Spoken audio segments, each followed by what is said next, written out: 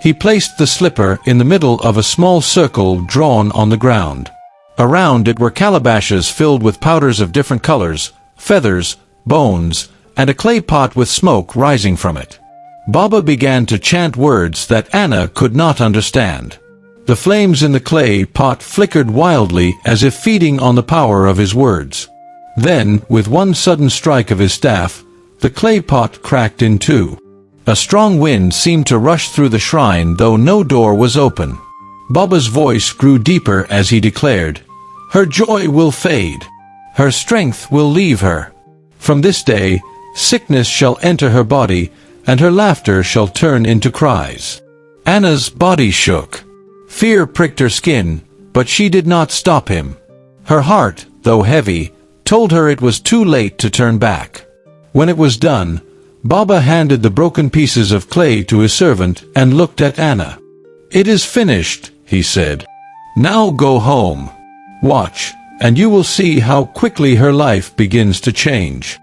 Her husband, restless and confused, tried everything: medicines, prayers, comfort, but nothing seemed to calm them. The entire house fell into a rhythm of fear and sorrow. Jota herself began to sense that her illness was not ordinary. She remembered the stories her mother used to tell her about spiritual attacks, about how personal belongings could be used against someone if they fell into the wrong hands. She wondered if something like that could be happening to her. But who would do such a thing? Who would wish her harm? She had no enemies, at least none that she knew of. Anna, on the other hand, could hardly sleep. Each time she closed her eyes, she saw Jota's face, weak, tired, and fading. She remembered Baba's words, "Her laughter will turn into cries." She had thought it would bring her peace to see her friend's joy cut short, but now all she felt was a heavy knot of fear inside her. Still, she tried to silence her conscience. "It is too late," she whispered to herself. "The deed is done. I cannot undo it now." Meanwhile, Jota's husband and family grew desperate. They took her to another hospital in a nearby town. Once again, the doctors were puzzled. The results showed nothing serious, but her body was wasting away as though an unseen hand was draining her strength. Friends and neighbors began suggesting that this was not a sickness of the body, but something deeper. They whispered that perhaps she had offended someone. Others murmured that maybe someone close to her was jealous of her blessings. And as Jota lay on her bed, unable to care for her children, her mind clouded with pain, she wondered if she would ever rise again. The joy that once filled her house had turned into sorrow. The laughter of children was now mixed with the cries of worry. And Anna, the one person who had been closest to her since childhood, was sitting beside her, hiding the very secret that held the key to Jota's suffering. But the truth has a way of coming out. And Jota's family was about to seek help from a place where no secret can remain hidden. Jota's mother could no longer sit and watch her daughter waste away. She had seen this kind of sickness before, the kind that doctors could not explain, the kind that no medicine could cure. She knew in her spirit that this was no ordinary illness. So one morning, she went to Jota's husband and said firmly, "We must take her to the prayer house. This battle is not of the flesh. We need divine help." Reluctant but desperate, he agreed. They carried Jota, weak and frail, into the small prayer house at the edge of town. It was a humble place, with wooden benches and the faint smell of burning candles.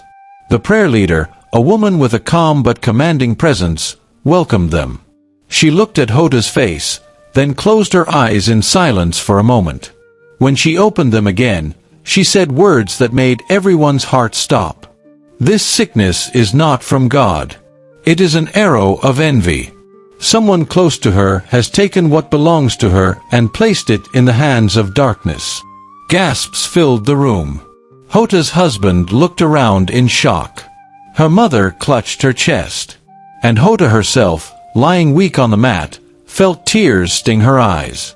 "Someone close to me," she whispered. "Who could it be?" The prayer leader began to pray, her voice rising with authority. She declared that the source of the attack would be revealed, that the truth could not stay hidden. She prayed over Jota, breaking chains and calling out the forces that had been sent to torment her. The atmosphere grew intense. And then, in the middle of the prayers, Jota's body shook violently. She cried out, as if something deep inside her was being forced to leave.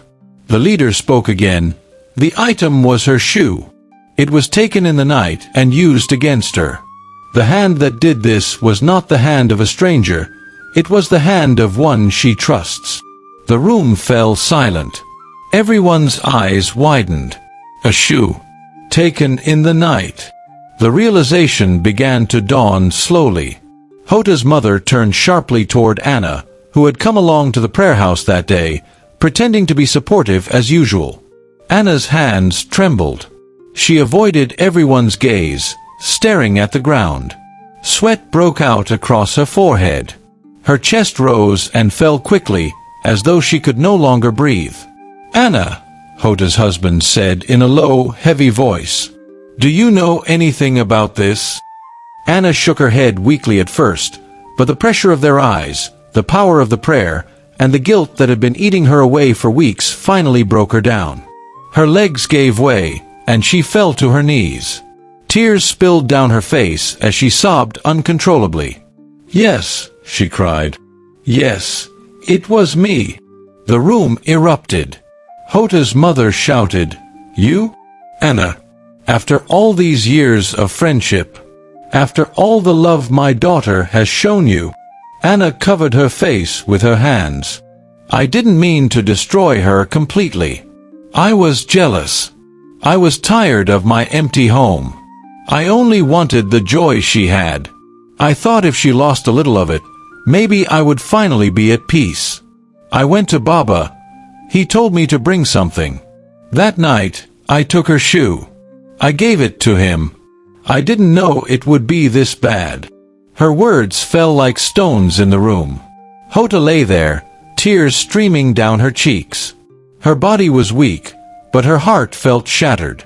This was her best friend. The girl she had shared her childhood with. The one she trusted with her children. And now, she was the very reason her life was hanging by a thread. The prayer leader spoke with a firm voice.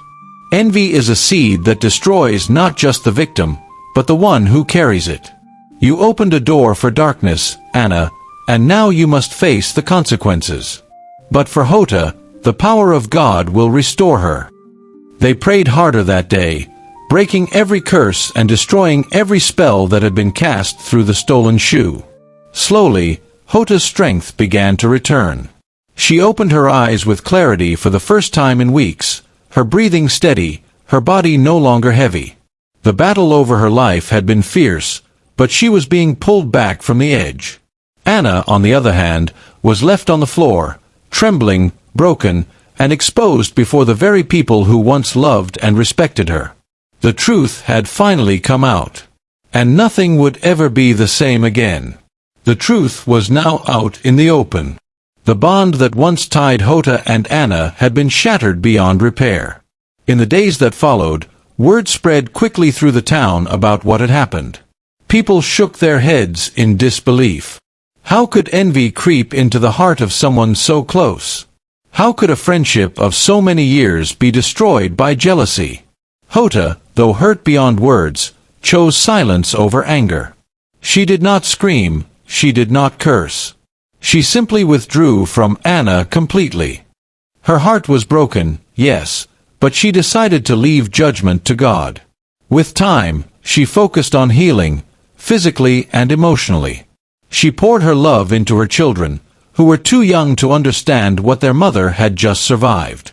Anna, however, was never the same. Shame clung to her like a shadow. The very joy she had envied became the reason she was now isolated. Neighbors avoided her. Friends stopped trusting her. Even her husband, though torn, could not look at her without remembering what she had done. She wanted children, she wanted happiness, but instead, she found herself surrounded by loneliness and regret. It became clear that the curse she tried to place on Jota had only turned against her. The Baba who promised her quick answers could not give her peace. Each night, she lay awake, haunted by the thought of what envy had made her do. As for Jota, life began to return to normal.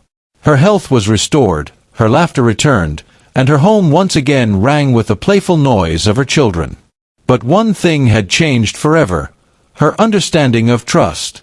She learned that not every smiling face is genuine, and not every friend who claps for you truly rejoices with you.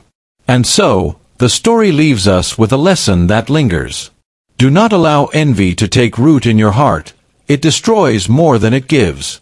And never leave your belongings, even something as simple as shoes, carelessly outside at night.